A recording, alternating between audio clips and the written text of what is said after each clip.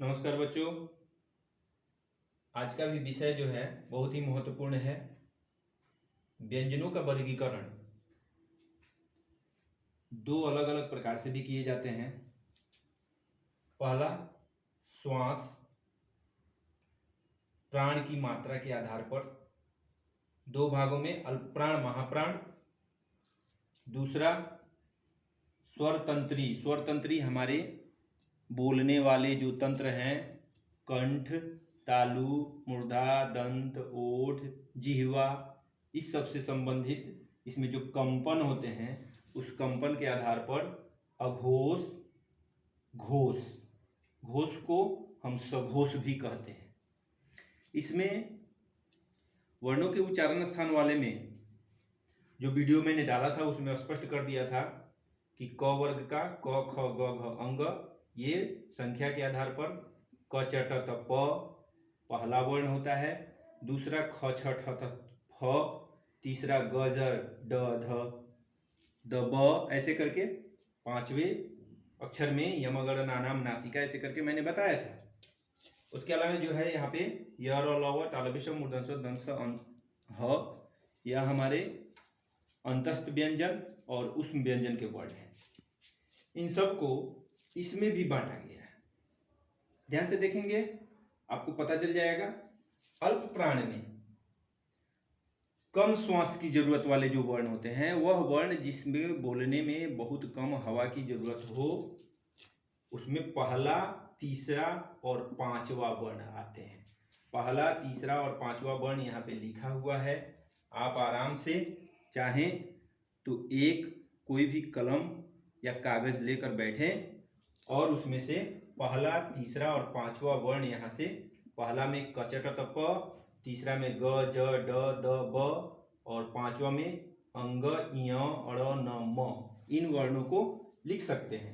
उसके अलावा हमारे य र ल व तालव्य श मूर्धन्य ष दंत स तक के वर्ण आते हैं। ह इसलिए नहीं आता है कि ह महाप्राण में चला जाता है, इसमें ज्यादा समय लगते हैं। ह बोल के देखेंगे आप, अपने आप पता चलेगा कि इसमें ज्यादा समय लग रहा है। इसलिए आगे ये जो लिखा हुआ है, ये क के नीचे नुक्ता दिया हुआ है, ग के नीचे नुक्ता दिया हुआ है, ज के नीचे नुक्ता दिया हुआ है। इसके उच्चारण में थोड़ा सा बोलना पड़ता है, क ज ग, ऐसे करके बोलने पड़ते हैं। फिर महाप्राण में आइए तो जो बचे हुए वर्ण हैं, पहला, तीसरा, पांचवा से छूटा हुआ वर्ण है दूसरा और चौथा। तो दूसरा और चौथा में ख, छ, ड, थ, फ और घ, झ, ड, ध, भ, ये सारे वर्ण आ रहे हैं। और एक ह जो आपके य र ल में का यहाँ से छूटा हुआ था।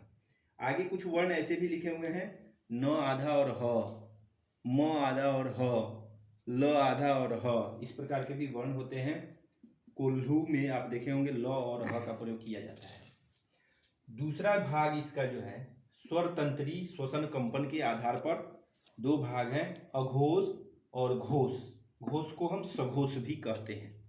इसमें देखेंगे तो जो इससे थोड़ा हट के है, यहाँ अल्प प्राण में पहला, तीसरा, पांचवा था, यहाँ अघोष में पहला तो है लेकिन तीसरा, पांचवा की जगह पर दूसरा ले लिया गया है। एक अल्प प्राण का और एक महाप्राण का लिया गया है, पहला और दूसरा वर्ण। तो पहला और दूसरा वर्ण क, ख, च, छ, ट, ठ, त, थ, प, फ, ये वर्ण हो गए। आराम से आप कागज कलम लेकर के लिख करके इसको अलग अलग कर सकते हैं। दूसरा क्या बच गया, तालव्य श, मूर्धन्य ष, दंत स, ये तीन है। और क के नीचे नुक्ता है, ख के नीचे नुक्ता है और फ के नीचे नुक्ता है, इसलिए कि क पहला है, ख दूसरा है और फ भी आपका दूसरा वर्ण में ही आता है। उसके अलावा सघोष, जिसको हम घोष कहते हैं, उसमें तीसरा, चौथा तथा पांचवा, ध्यान से देखेंगे, अल्प प्राण का तीसरा, पांचवा और महाप्राण का चौथा, ये मिल करके हमारे घोष में आते हैं। और छूटा हुआ य र ल व, य र ल व और ह। उसके अलावा ग के नीचे नुक्ता है, ये ड और ढ मैंने बताया था। वर्ण जब मैंने पढ़ाया था तो उसमें मैंने बताया था कि वर्ण के नए और आगत वर्ण दो होते हैं, एक ड के नीचे बिंदु, एक ढ के नीचे बिंदु। नुक्ता वाली जो बात है ये आप लोगों को थोड़ा सा संदेह में डालती होगी। तो ठीक से देखा जाए तो ये नुक्ता उर्दू लफ्ज़ से आते हैं। उर्दू लफ्ज़ में जब उर्दू लिखा जाता है तो जो बच्चे उर्दू जानते होंगे उनको अब पूरी तरह से पता होगा कि एक ये खींचने के बाद नीचे अगर बिंदु देते हैं तो ब हो जाएगा, लेकिन यहीं खींचने के बाद अगर ऊपर बिंदु देते हैं तो न हो जाएगा। ठीक उसी प्रकार से और भी है।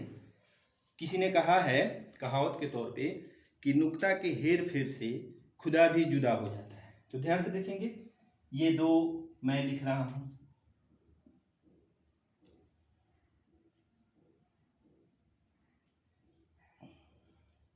ये यहां पर अगर मैं ये नुक्ता नीचे दे दूं तो जुदा हो जाएगा, और ये नुक्ता ऊपर दे दूं तो खुदा हो जाएगा। गौर से देखेंगे, यहाँ पे खुदा और यहाँ पे जुदा। तो ये नुक्ता का ज़्यादा प्रयोग उर्दू भाषा में होता है, और उर्दू में और भी है, और भी बिंदु के आधार पर देखा जाए तो यहाँ पे अगर नीचे 3 बिंदु देते हैं तो प हो जाएगा, ऊपर 3 बिंदु देते हैं तो स हो जाएगा, नीचे 2 बिंदु देते हैं तो य हो जाएगा, ऊपर 2 बिंदु देते हैं तो त हो जाएगा। इस प्रकार के और भी बहुत सारे वर्ण हैं जिसको हम नुक्ता के माध्यम से बदल देते हैं। ये उर्दू भाषा में सबसे ज़्यादा महत्वपूर्ण है नुक्ता। उसके अलावा निश्चित रूप से इससे आपको घोष, अघोष, अल्पप्राण, महाप्राण से आने वाले प्रश्न आपको इस वीडियो के माध्यम से सहायता जरूर देंगे, यही हमारी आशा है। दूसरी बात कि और भी जो विषय हैं मैं कोशिश कर रहा हूं कि आपके एग्जाम से पहले आपके प्राप्त हो जाए। धन्यवाद।